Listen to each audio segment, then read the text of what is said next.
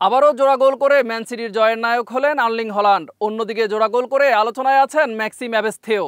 বার্নলির এই ডিফেন্ডার প্রতিপক্ষের জালে গোল দিতে না পারলেও বল জড়িয়েছেন নিজেদের জালেই।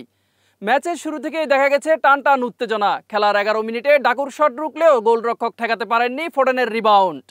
অ্যাবেস্থের পায়ে লেগে বল ঢুকে যায় নিজেদের জালে। শুরুতেই 1 গোলে এগিয়ে যায় ম্যান সিটি।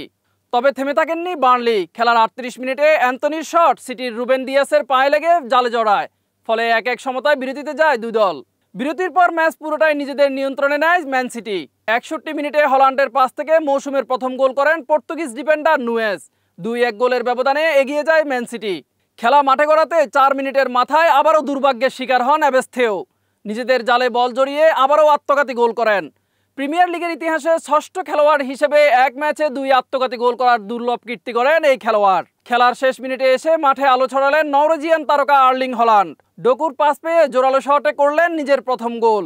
অতিরিক্ত সময়ে প্রতিপক্ষের হেড থেকে বল পেয়ে বক্সে ঢুকে গোলরক্ষককে পরাস্ত করেন নরওয়ের এই গোল মেশিন। জোড়া গোলে তুলে নিলেন সিটির জয়। চলতি মৌসুমে তার গোল ছুঁয়ে গেল 8-এ। ইতিহাদে সিটির দাপুটে জয়ে 5-1 গোলের ব্যবধানে বার্নলিকে উড়িয়ে দিয়ে প্রিমিয়ার লিগে টেবিলে উঠে আসে 3 নম্বরে। মিজান ফারাবি, নয়া দিগন্ত।